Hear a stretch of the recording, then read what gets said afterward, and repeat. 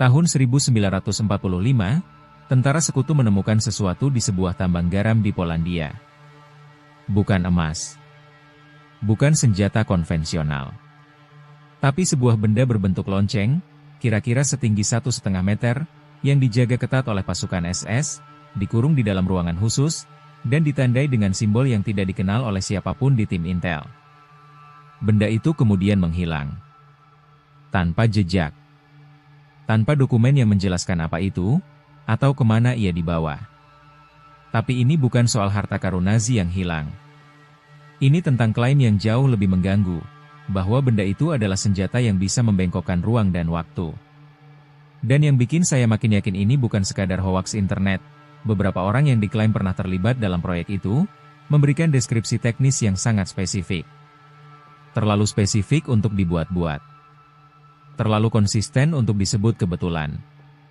Jadi, apa sebenarnya lonceng itu? Untuk ngerti kenapa ini bikin banyak orang gak bisa tidur, kita harus mundur dulu. Ke Jerman, 1930-an. Saat itu, di bawah naungan SS, ada sebuah program rahasia yang disebut Bell, di Glocke dalam bahasa Jerman. Proyek ini beroperasi di sebuah fasilitas tersembunyi di dekat tambang garam di Ludwikowice, Polandia sekarang. Komandannya, seorang insinyur bernama Viktor Schaubergerger, orang yang sudah lebih dulu dikenal karena ide-idenya tentang implosi, vortex, dan energi yang diambil dari air. Schaubergerger itu bukan sembarang penulis ilmiah pinggir jalan. Dia pernah ditahan oleh Nazi karena dianggap gila, lalu direkrut justru karena ide-idenya itu. Dalam logika SS, kalau kamu butuh sesuatu yang mustahil, carilah orang yang sudah dianggap mustahil oleh semua orang. Dan lonceng ini, menurut dokumen yang beredar dan kesaksian beberapa sumber, bukan sekadar eksperimen biasa. Ini yang bikin saya berhenti sebentar saat membaca arsipnya. Menurut deskripsi dari orang-orang yang diklaim pernah melihat langsung, dan saya tekankan, klaim ini yang masih diperdebatkan, lonceng terdiri dari 2 silinder besar yang berputar berlawanan arah. Di dalamnya, ada cairan logam berwarna ungu, yang disebut serum 525. Cairan ini disimpan dalam wadah setebal 3 cm, dan sampai sekarang, tidak ada yang bisa memastikan komposisinya. Bukan raksa. Bukan apapun yang ada di tabel periodik standar. Saat lonceng diaktifkan, cairan itu menyala. Memancarkan cahaya keunguan yang sangat terang. Dan efeknya, bukan hanya visual. Orang-orang yang berada di dekat lonceng saat pengujian mengalami gejala yang sama, pusing berat, rasa logam di mulut, kulit melepuh, dan beberapa kehilangan kesadaran. Tanpa ada radiasi yang terdeteksi.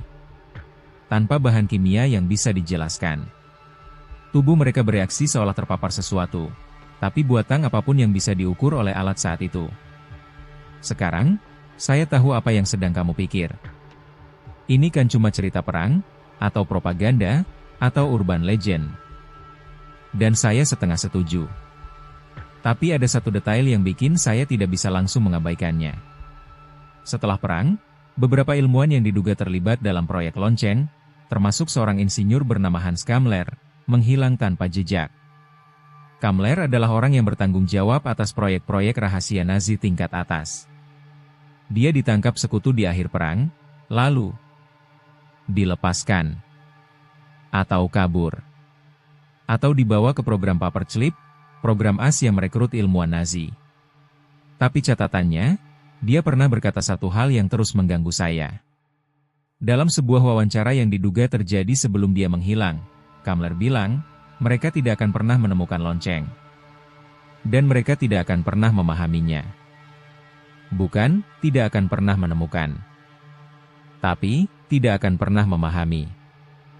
Itu beda. Yang bikin makin gelap, ada satu klaim yang muncul dari sumber yang sama, bahwa lonceng pernah diuji coba dalam kondisi penuh di suatu hari yang tidak dicatat. Pengujian ini diduga menghasilkan efek yang tidak bisa dijelaskan oleh siapapun yang ada di sana. Ruang di sekitar lonceng, diklaim, terdistorsi. Waktu terasa melambat. Beberapa orang yang berada di dalam ruangan yang sama mengalami hal berbeda secara bersamaan. Yang satu bilang pengujian berlangsung beberapa menit. Yang lain bilang berjam-jam. Dan kemudian, lonceng dipindahkan. Kemana? Tidak ada yang tahu pasti. Ada yang bilang ke tambang yang lebih dalam. Ada yang bilang ke fasilitas di Austria. Ada yang bilang ke tangan Soviet. Tapi tidak ada bukti konkret. Yang ada hanya silang sengkar antara mereka yang mengklaim tahu. Sekarang, mari kita tarik napas. Saya tidak akan dongengin kamu bahwa lonceng itu pasti nyata, atau pasti bisa membengkokkan waktu. Saya bukan fisikawan. Saya juga bukan sejarawan yang bisa memverifikasi setiap dokumen yang beredar. Tapi saya akan satu hal yang membuat cerita ini tetap hidup sampai sekarang. Konsistensi kesaksian. Orang-orang yang tidak saling mengenal, dari latar belakang berbeda, di waktu berbeda, memberikan deskripsi yang hampir identik. Cairan ungu. Silinder berputar. Efek biologis. Simbol yang tidak dikenal. Dan yang paling mengganggu, perasaan bahwa benda itu bukan sekadar mesin. Tapi sesuatu yang bereaksi. Seolah punya kesadaran sendiri. Apakah ini bukti? Tidak. Bukti butuh fisik, dan lonceng tidak pernah ditemukan. Tapi apakah ini cuma kebohongan? Saya juga tidak yakin. Karena ada satu pertanyaan yang sampai hari ini tidak bisa dijawab oleh siapapun, baik yang percaya maupun yang skeptik. Kalau lonceng cuma mitos, kenapa semua saksi kunci menghilang? Schauberger mati di tahun 1958. Tapi sebelum mati, dia pernah bilang satu hal kepada temannya. Kalau kamu dengarkan dengan baik, kalimat ini bikin bulu kuduk berdiri. Dia bilang, mereka mencuri loncengku. Tapi mereka tidak tahu cara mematikannya. Bukan menemukan. Mencuri. Bukan menghancurkan. Mematikan. Seolah benda itu masih hidup. Masih beroperasi. Masih di suatu tempat. Sekarang, saya tidak tahu apakah kamu percaya atau tidak. Saya sendiri berdiri di antara, ada terlalu banyak lubang dalam cerita ini untuk disebut fakta, tapi ada terlalu banyak detail konsisten untuk disebut fiksi. Yang saya tahu, sampai hari ini, tidak ada satupun pemerintah atau institusi yang mengakui memiliki lonceng. Tidak ada yang mengklaim telah mempelajarinya. Tidak ada yang bisa menjelaskan apa itu serum 525. Dan tambang garam di Polandia tempat lonceng diduga terakhir kali terlihat, sekarang jadi tempat wisata. Turis datang, berfoto, dengar Guide menceritakan kisah ini. Beberapa bilang merasakan aneh di sana.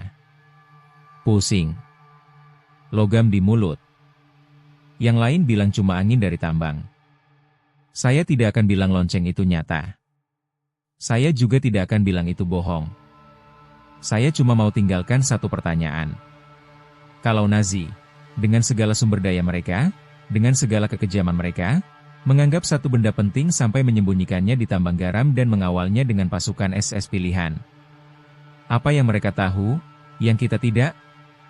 Dan kalau benda itu masih ada, di tangan siapa sekarang? Saya tidak punya jawaban. Tapi saya pikir pertanyaan itu lebih menakutkan daripada jawaban apapun. Kalau kamu penasaran dengan kasus-kasus serupa, teknologi Nazi yang hilang, eksperimen yang ditutup-tutupi, arsip arpet yang baru dibuka puluhan tahun kemudian, ada satu yang lebih mengganggu dari lonceng. Judulnya ada di deskripsi. Sampai jumpa di video berikutnya.